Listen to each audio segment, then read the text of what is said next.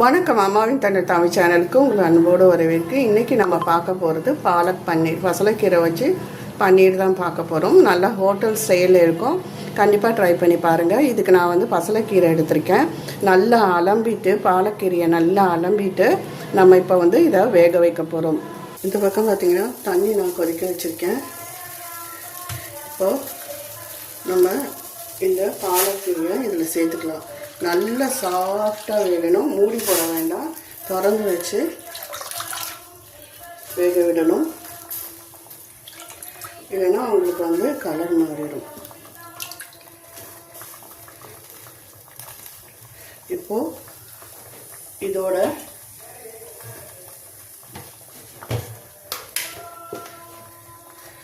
ஒரு ஸ்பூன் சர்க்கரை சேர்த்துக்கோங்க.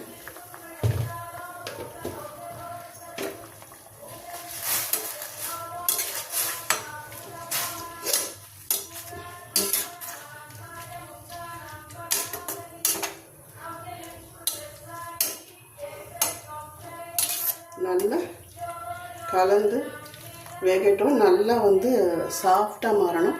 சாஃப்டாக மாறினதை வந்து நல்லா ஆற வச்சு நம்ம மிக்சியில் சேர்த்துக்கலாம். நல்லா நீங்கள் அழுத்தும் போதே அது வந்து நல்லா அமைங்கி இருக்கும். நல்லா கசைய வரும். இப்போது இது வேகட்டும் பார்க்கலாம். இப்போ பார்த்திங்கன்னா பாலக்கீரை வந்து நல்லா மசிஞ்சு வெந்தாச்சு. நம்ம இப்போ வந்து இதை வடித்து எடுத்துக்கலாம். எடுத்து நல்லா ஆற விட்டு அரைச்சிக்கணும். இப்போ பார்த்திங்கன்னா இங்கே கொஞ்சம் பட்டர் சேர்த்துருக்கேன். நம்ம ஒன்றும் இல்லைங்க, பன்னீரை வந்து க்யூப்ஸாக நறுக்கி வச்சுருக்கேன். அந்த பன்னீரை தான் வதக்க போகிறேன். நல்லா ஃப்ரை பண்ண போகிறேன். சில பேர் வந்து வெந்நீரில் போட்டு எடுப்பாங்க. சில பேர் அப்படியே பச்சையாகவே அப்படியே டேரெக்டாக பாலக்கீரையில் சேர்த்துவாங்க. இப்படி வறுத்துட்டு சேர்க்கும்போது நல்லாயிருக்கும்.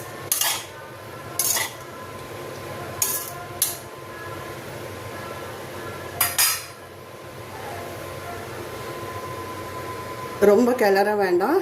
அது வந்து நல்லா ஓரளவு லைட்டாக ப்ரௌனாக மாறட்டும். கொஞ்சம் அடியில் மட்டும், அப்புறம் நம்ம எடுத்துடலாம்.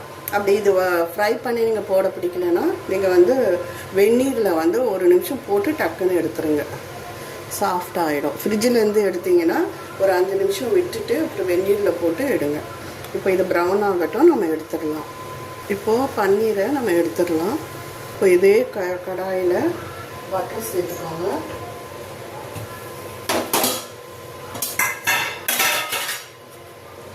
கொஞ்சம் சீரகம்,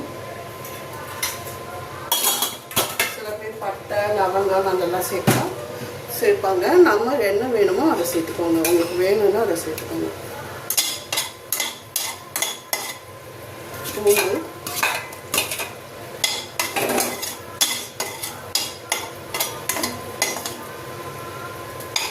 இது வந்து ஒத்த பூண்டு.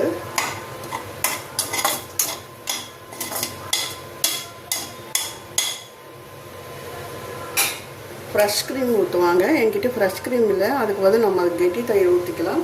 அப்படி இல்லைனாலும் பரவாயில்ல, தயிர் கொஞ்சோண்டு ஊற்றிக்கோங்க. புளிக்காத தயிராக இருக்கணும்.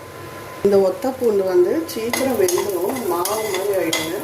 இப்போது ஒரு வெங்காயம், பெரிய வெங்காயம்,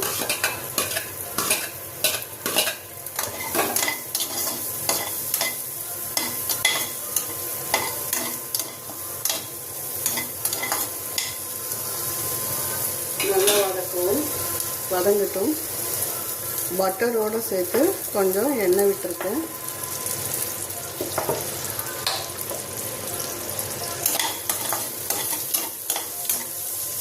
பட்டர் வேண்டாம்னா நீங்கள் எண்ணெய் விட்டு வதக்கிக்கோங்க. வெங்காயம் நல்லா வதங்கட்டும். அதுக்கப்புறம் நம்ம தக்காளியை சேர்த்துக்கலாம். இப்போ பார்த்திங்கன்னா வெங்காயம் வதங்கிடுச்சு. இப்போ நம்ம தக்காளியை சேர்த்துக்கலாம். தக்காளி வந்து நல்லா மசிஞ்சு வதங்கணும். இல்லைன்னா தக்காளி வந்து ஒரு மிக்சியில் ஒரு ஓட்டிட்டு கூட நீங்கள் வரணும்.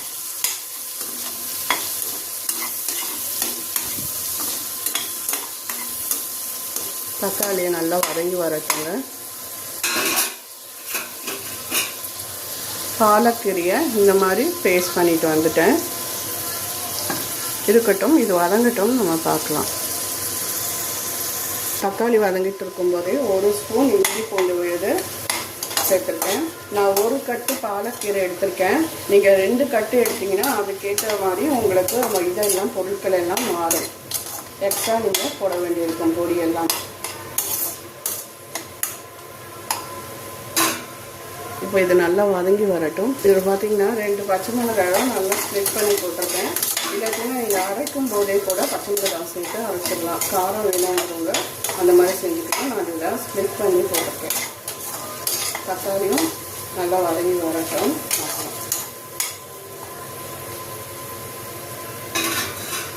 தக்காளி நல்லா மசிஞ்சு வெந்தாச்சு.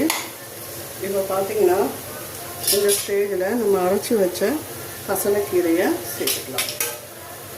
அதாவது பாலக்கீரை சேர்த்து பச்சை வாடை போக அது நல்லா கொதிக்கட்டும்.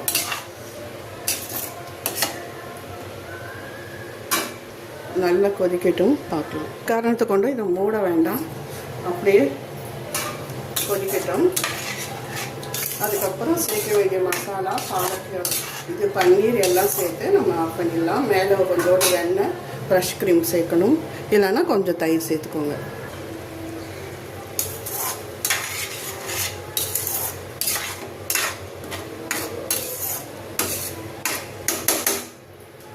இப்போது இதை நல்லா கொதிச்சிட்டு இருக்க இதுலேயே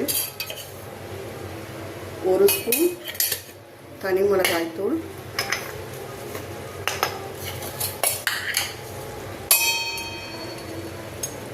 1/4 ஸ்பூன் சீரகத்தூள்,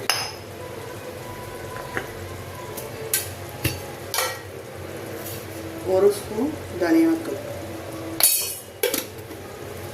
பச்சை மிளகாய் போட்டிருக்கோம். காரம் வேணும்னா கூட நீங்கள் இன்னும் 1 ஸ்பூன் சேர்த்துக்கலாம். அதோடு சேர்த்து நல்லா பச்சை வாடை போக இதை நல்லா கொதிக்கட்டும். அதுக்கப்புறம் நம்ம பன்னீரை சேர்த்துக்கலாம்.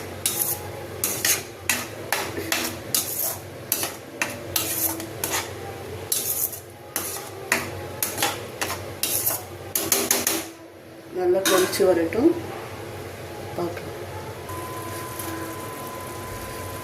இப்போது நல்லா கொதிச்சிருச்சுங்க பச்சையோட போக.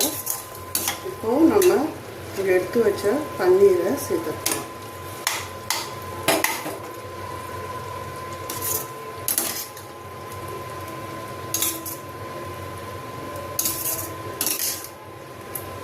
ரொம்ப கிளற வேண்டாம், 1 நிமிஷம் இருக்கட்டும்.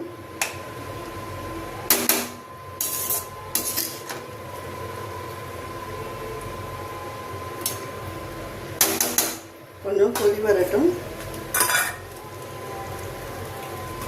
இதில் கொஞ்சம் பட்டர் சேர்த்துக்கலாம்.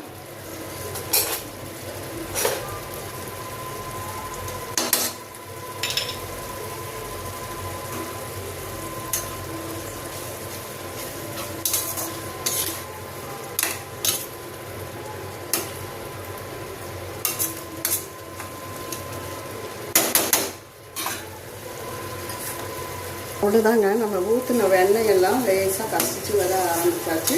இப்போது அடுப்பை ஆஃப் பண்ணிடலாம்.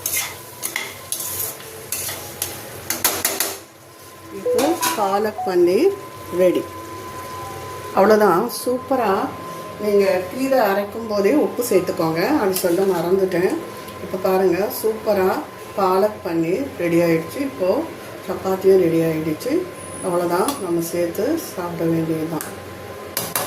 இந்த வீடியோ பிடிச்சிருந்தால் லைக் பண்ணுங்கள், ஷேர் பண்ணுங்கள், சப்ஸ்கிரைப் பண்ணுங்கள், கமெண்ட் பண்ணுங்கள். நன்றி, வணக்கம்.